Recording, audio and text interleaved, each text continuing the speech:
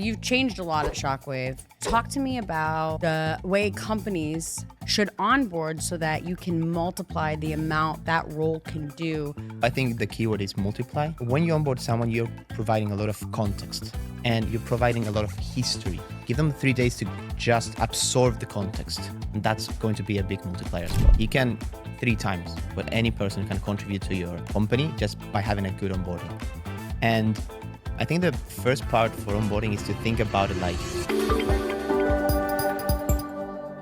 Hi, and welcome to another episode of Special Ops Podcast. I'm Emma Rainville, your host. I'm thrilled today. We are here in sunny San Diego for the Growth Hacking Live event. For those of you who don't know what that is, one of our clients, our longest running favorite client, Barry Belcher, is doing a very large, very amazing event here in San Diego, which allowed our team to get together and do some podcasts. So today, for the first time ever, dun, dun, dun, we have Tiago. For those of you who know about Tiago, because I've talked about him on the podcast so much, and those of you who worked with us have gotten to work with him. But for those of you who don't, Tiago, tell people who you are and what you do. All right, thank you, Emma. I'm Tiago Sanguinetti. I'm from Argentina, and I've been an operator or building up to be an operator for 8 years, operator for 4 years. And I really love and have a passion for bringing clarity into company systems and operations, bringing efficiency. And I love working with visionary entrepreneurs as well. Love that. And you've been with Shockwave? I've been 2 years. We've met each other 3 years ago. I was mentored by you, which was a huge honor for you. And well, I handle our operations. Yeah. I work side by side with you, with Richard, and I also provide operations for 2 of our clients. Awesome. So that's Tiago. Today we're going to be talking about multiplying the value of your employees through proper onboarding. 100%. This goes for regular full-time contractors, employees, remote, international, works for everything. Tiago has made you an onboarding checklist. You can find that over in our Visionary Vault. You can sign up for that totally free. We never try and sell you anything, and there's lots of resources there. www.specialopspodcast.com. Let's dive in, yeah? Yeah. So when you came on to Shockwave, from day one, you were a value. I think a lot of that had more to do with the fact that I mentored you for a year as the COO of a rather large supplement company than it did my onboarding process. And so our onboarding process, you know, the shoe cobbler's kids never have shoes. And so you've changed a lot of that at Shockwave. And so I wanted to bring you on the podcast to talk about it because it is your strong suit. So talk to me about the way companies, particularly those in direct response and e-commerce, but all, should onboard so that you can multiply the amount that that role can do rather than keep them from being successful, which really onboarding, you could do either. Definitely. So I think the keyword is multiply. Mm-hmm. You can 3 times what any person can contribute to your company just by having a good onboarding. And I think the first part for onboarding is to think about it like being a host to a guest. Ooh. And I think that, of course, I'm a millennial. So most of my experience has been digital. You're a millennial, but you're not a millennial. I have an old soul. You do have an old soul. Which I love. You're an old school kind of thug, but you are a millennial, so everything's digital and nothing's paper for you. Right. So let's think about... Cursive definitely isn't your thing. No. So let's think about how you would onboard someone to the company, just the first steps, if it wasn't digital. Okay. So you would show them around. And that's what you need to do digitally as well. You gotta show them around. Particularly for remote teams, right? Because you're not going to be able to, you can't walk them through the halls. Exactly. And show them where the water cooler or the bathrooms are. Yeah. We have a different way. Yeah. We have the digital halls though, right? So we have our systems, our platforms, like here's where people come to do X and Y. We actually meant for this place to be for Y and Z. But okay, we're using it for this now. So when you onboard someone, you're providing a lot of context and you're providing a lot of history. And that's going to be the first steps and the most important for multiplying their value here. They know where things are, why they're there, and where we come from. So it could be a recording, of course. You can have a recording. But if you're a small team, probably a 30-minute call is going to be like warm, where you share the screen, you show them around, you give them space to ask questions, and that will be just the onboarding call. And next to context, which is very, very relevant, and history of the company, you got to give them resources, of course. And that's going to multiply it even more. Talk to me about resources. What type of resources are we talking? The star is the SOPs all the time. Usually, like you're going to give them the instructions, the recipes. Only an operator ever would say the star of the show is the standard operating procedure file. I agree, by the way. I agree. There's no bigger resource to making a staff member, but you know you're an operator when you say. Yeah, it's only for us that an SOP can be really hot. Yeah, I think Sako would probably say a credit card. And Richard would probably say spreadsheets. Lots and lots of spreadsheets. Yeah, definitely. So start of the show, SOPs, then? SOPs and resource like, for example, let's say you're onboarding a designer. If you don't give them the first day the link and location and share the access to the brand assets, for example, it's so basic. You know? So basic, but how many people don't do it? They start looking around, they get the old version of the logo, they get the old version. We have a client, 100%, hired a designer, paying them once to fire them because he gave them none of the stuff, and they literally dug around and found photos of him from 4 or 5 years ago where he looks completely different. Yeah, and you're going to default maybe to the problem was the person, right. 100%. Because why would the problem be me, Tiago? Exactly. Yeah. Why would it be my fault? Definitely. Right. Because it's harder to fix ourselves, and it does take time for us to install these systems. Mm-hmm. And we talk about speed thinking, or we're going to talk about speed thinking, at least privately. We've talked about what that provokes in a company. Mm-hmm. So in order to set up the onboarding systems, yes, it's going to take maybe, I won't say 3 hours, but it's maybe 6 hours, maybe a full day from someone to build the onboarding systems, to gather all the information, to organize it, to build the resources. I think per department. Right? I don't think that that's overall for everybody, because different people need different things and the focus needs to be differently. Definitely. So for us now, we used to hire people and be like, here's the drive, figure it out. For us now, there's a lot that's a sequence, and we'll do hiring maybe someday on how we do hiring. But there's a sequence for onboarding. Would you agree that a checklist of what they need to be given on what day their first week and how it needs to go, who it needs to come from, should be designed before you even think 100%. of hiring someone? So talk to me about what that looks like. Yes. So what's that plan look like? First of all, they do need, of course, the onboarding call. They need to give us information from them. Like it could be ID, date of birth. It's probably usually just a form that you can set up for them. Contract usually, but yeah. Contract before they get hired, right? Of course, but after they're hired. And you also need to get them to know what the policies of the company are, and you need to get that in signing. Yeah, you send them a DocuSign of the internal SOPs so they acknowledge that they understand how their vacation time is going to go, their holidays are going to go. Yeah. And then? And that can be automated. Yeah, and I think you have automated that, right? Yeah, that's why.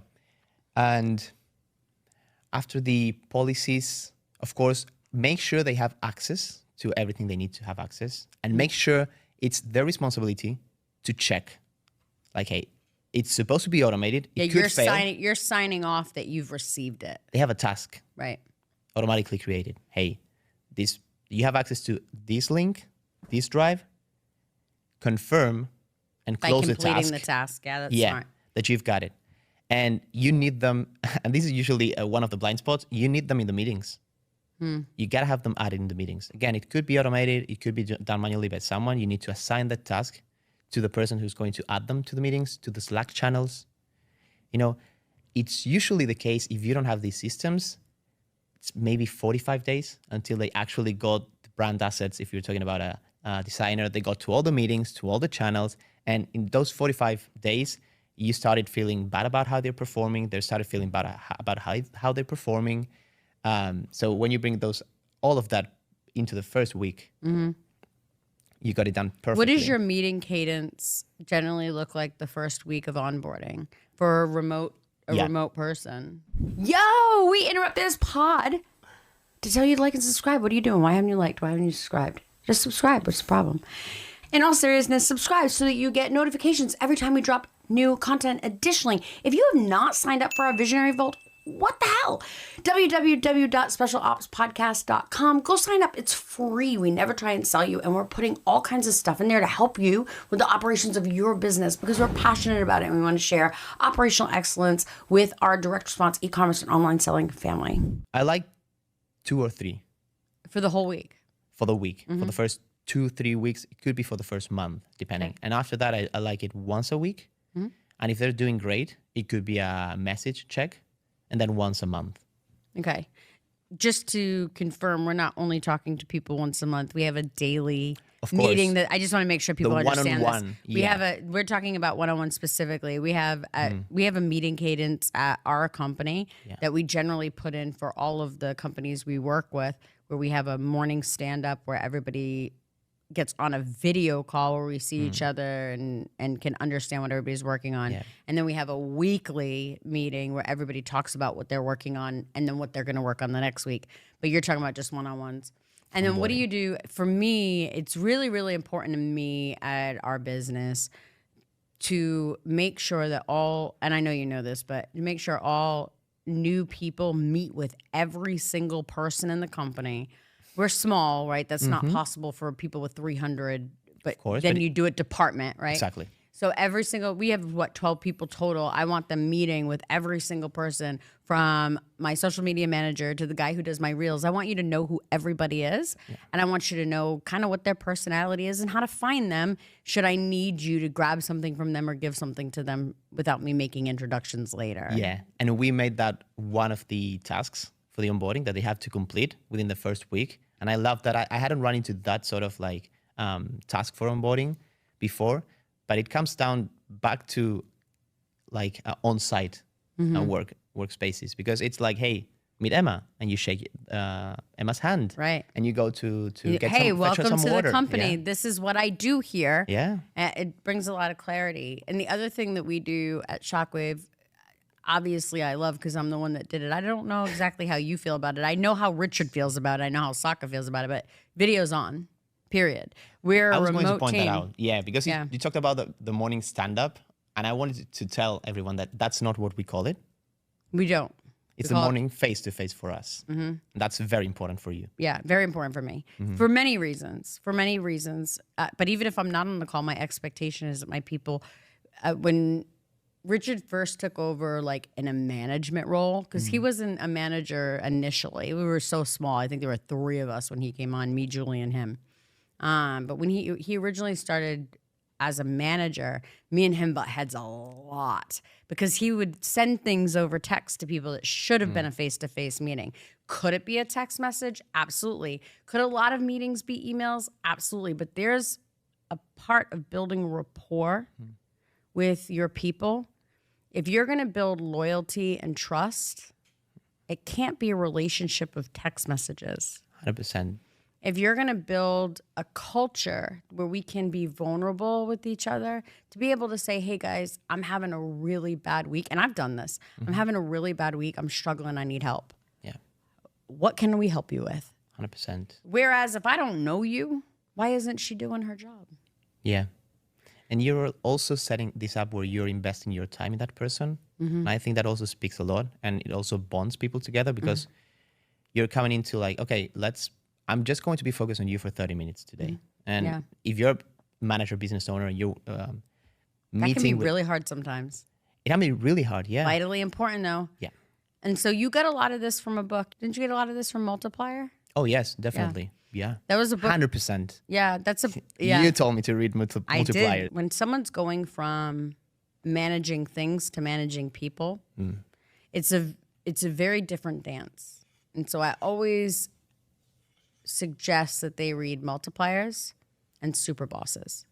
Those are the 2 books I really like for what we're talking about here. Multipliers, for sure.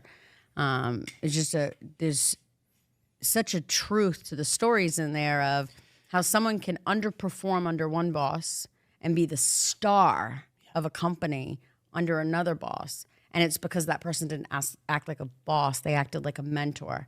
They gave them what they needed, and then they allowed them to make mistakes, which allowed them to flourish. And I think you've done a pretty good job at that with our companies and with our clients' companies. Yeah, I think so. And I like it as well because people get excited about their own work. When they come in and first week they're getting like accomplishments, you know, and they know where things are. It's dopamine. They're not confused. And I think what maybe it's not very easy to see from the start as a business owner is that you're also competing for talent. So if you make your the role at your company more exciting, more valuable for the potential employee, you're actually competing to get the best talent and keep the best talent. That's the word. Keep the best talent. The best talent. It's very expensive and not necessarily just money, but time and effort to hire and to filter. Yeah. So if you go into all of that work just to get someone in and just set them up for failure, you're wasting resources. Yeah, agreed. Love it. Any last minute suggestions or words? Yeah. During onboarding and when we talk about resources, you need to give the new hire go study time. Go study? Go study. Go study time. Yeah, go study. Go study the employee handbook, of course. You should know how to do everything when you get here. Right, but it's ridiculous. For example, It's ridiculous. Yeah. Watch these 6 episodes from Emma, from Special Ops podcast. You know, you watch the last 3 webinars. Study. Yeah. Just pause for the first 3 days. If you don't get them just into action the first day, give them 3 days to just absorb the context. And that's going to be a big multiplier as well. I love that.